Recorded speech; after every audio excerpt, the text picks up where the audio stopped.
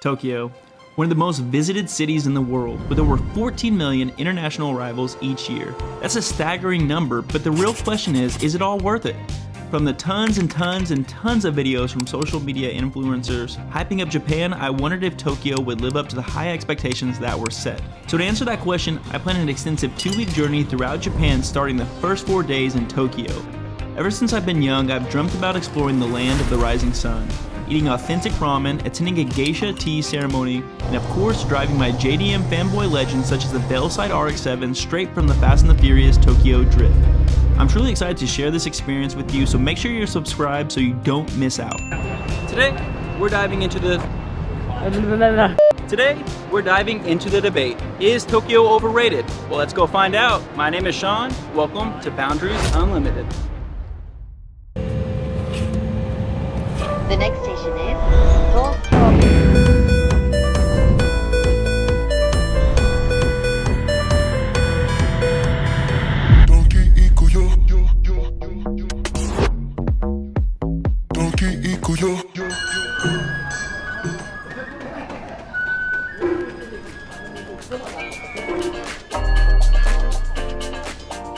To begin our journey, we stumbled upon a very unique cafe within Harajuku. Wow, that is insane.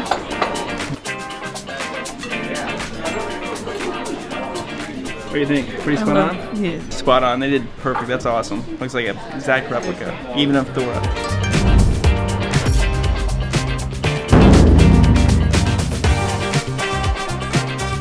First off, let's talk about some of the common criticisms of Tokyo. One of the biggest complaints is overcrowding. I mean, for example, have you ever been on the metro station during rush hour? It's like being packed into a can of sardines. Also, you gotta be really careful in Japan because you can easily burn through a lot of money in a short amount of time. But currently, to be fair, the US dollar is very strong in Japan. The Shibuya Crossing, the busiest intersection in the world. An estimated 1,000 to 2,000 people cross this intersection every 2 minutes. Truly a sea of people. This is insane. Back in the 1920s, this Akita dog would travel to the Shibuya station to meet his owner on his return back from work every single day. But one day, his owner did not return, having suffered a fatal cerebral hemorrhage. But that did not deter little Hachiko because he would return to the same spot for the next 9 years. This dog has become a symbol of enduring loyalty nationwide.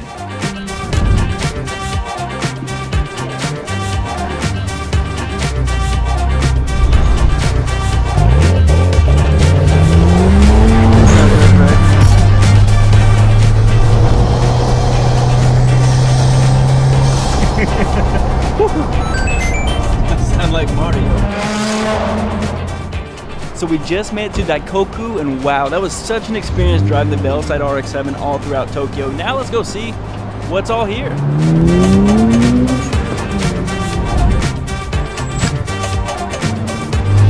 After a long, successful first day, it was time to grab a drink. First up on the list in Shibuya tonight is the SG Club. Amazing drinks, very accommodating. It's a speakeasy themed bar. Definitely add it to your list if you're gonna be out and about at Shibuya.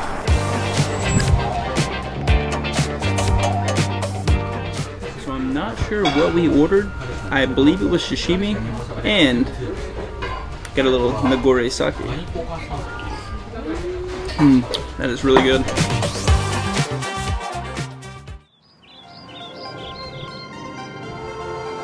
First stop in Japan is Shinjuku, known for its electrifying nightlife and the Godzilla right on the Hotel Gracery, which we're heading next, because if you're gonna stay in Shinjuku, why would you not stay in the hotel that has Godzilla right on the rooftop? Probably the most difficult thing here so far in Tokyo is not the train station, but figuring out what place to eat at because they all look so good.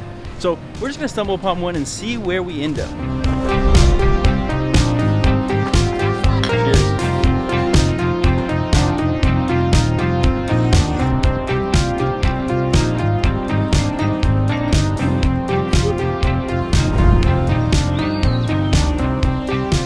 and I went 1 hour outside the hustle and bustle of Tokyo to the peace and tranquility of the OMIYA Bonsai Village, which offers some of the oldest and some of the best bonsai trees in the world. Some are even older than 1,000 years old.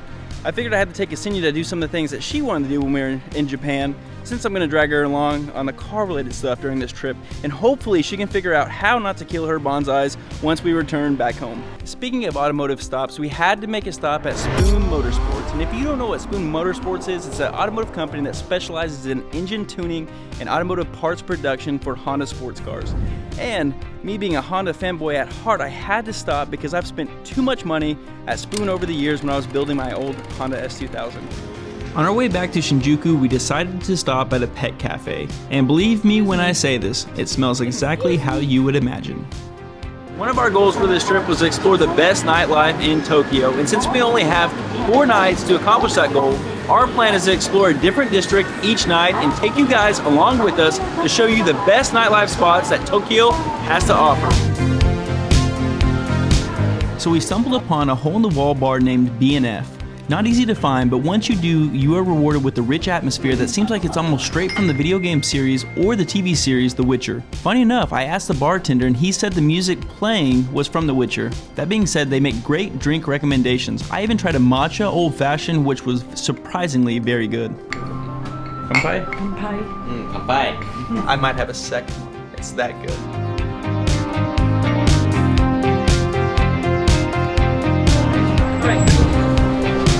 Our next stop, OMOIDE YOKOCHO, creatively named the Piss Alley. I wonder why.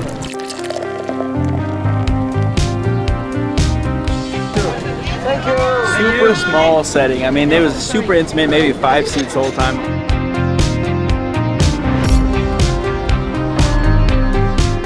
So now we're in Golden Guy, a small little area with tons of little alleyways. It has over 200 bars. 200 bars with all different themes. That's pretty cool.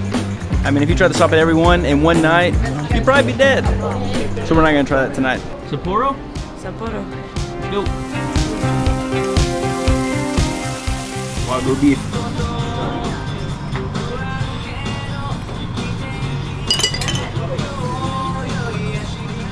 See you guys tomorrow. So if you know anything about me, I love coffee. I'll drink coffee up till 10 p.m. at night. I'm a little bit of a coffee connoisseur, you could say. So, start off day number 3 in Tokyo. We're gonna go to one of the best places to get coffee in Japan, if not the world. And it's not Starbucks.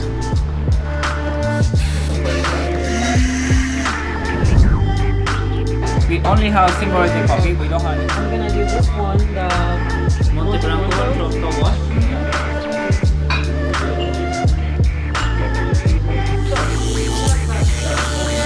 Somehow I just spent $90 on coffee. So the question is, was it worth it? Ultimately, it depends. If you really doctor up your coffee with sugar and milk, no, it probably wouldn't be worth it because you would not be able to fully appreciate each flavor of the beans because you drink it black. Now, if you're a true coffee connoisseur, I would highly recommend Lich for a stop if you're in Japan.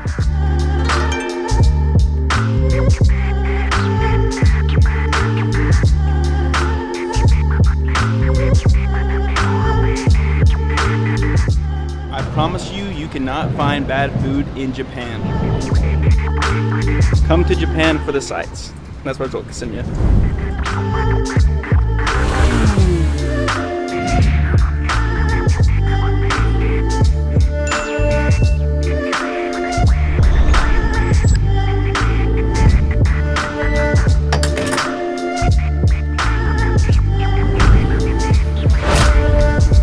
After you've been shopping, and you've spent way too much money in the Ginza district, I know what you're thinking. You need a drink. Well, look no further than Tir Na Nog. It's a craft cocktail lounge. It's very atmospheric. It feels like you're in a fairy tale, almost like in the movie Shrek. I don't know where the swamp's at. What are you doing in my swamp? Great cocktail lounge. Probably the coolest one we've been to on this trip so far. 2 drinks? That's fine. We're on vacation.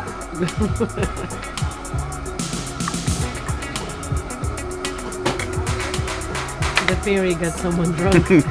Potion.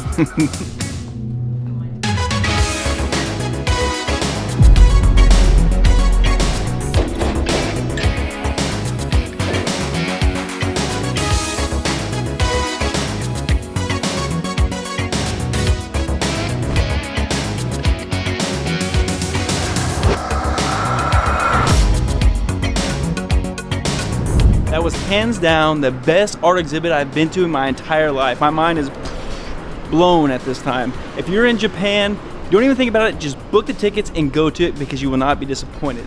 Now, all that exploration today has worked up an appetite, so that means only one thing: more sushi.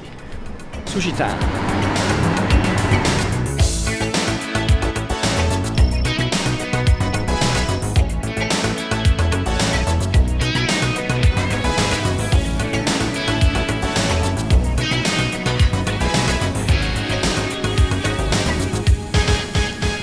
So, after spending 4 days in Tokyo, the question is it overrated? I would say no. Sure, it has its challenges and cultural differences, but that is what makes it great. The energy of the city is unmatched, and there's so many layers to the city. I'm sad to say we only have 4 days to explore it because I feel like we just scratched the surface. Once you leave outside the touristy areas, there aren't a lot of tourists. You know, from everything you hear about social media, you hear about over-tourism in Tokyo. I think that's far from the truth. And sure, in Shinjuku, Shibuya, there's lots of tourists, but outside of those areas, I mean, I feel like we were the only gaijins around for the most part. The Japanese people are so friendly and accommodating. For example, last night we went to a restaurant outside the touristy areas. They didn't speak any English at all. Our server and cook as well too, she went the extra mile and she communicated to us through Google Translate. It was an awesome experience. She told us it was the first time she ever had any tourists even come inside the restaurant. It's probably the best place we ate at thus far. It is only day number 4, so there's gonna be a lot of food on this trip. Don't even look at table log, don't even look at Google reviews, just stumble upon something. We were actually looking for a sushi place that was in the same building, and we couldn't get up to the 7th floor. It was locked, the elevator was messed up. But we just went to the basement and we found this place, and I was like, let's just eat here. And I am so happy that we could not find the sushi place because that was the best meal we've had the whole trip. One thing you have to be careful about, leave your wallet inside the hotel room, because if you hear the jingle of the Don Quixote, you better be careful because this place is dangerous. So I thought we could avoid it, but Don Quixote strikes. We went in the first night and I was like, nah, this is just garbage. It's considering it was an Amazon warehouse. We went there again and oh my god, we filled up the whole cart. It was freaking awesome. You could easily buy way too much stuff because there's so many different floors of different things that you can buy. What do you think now? Don Quixote? We're coming back. Coming back? Yeah. Now, I want to hear from you. What do you think of Tokyo? Is it overrated or a must-visit destination?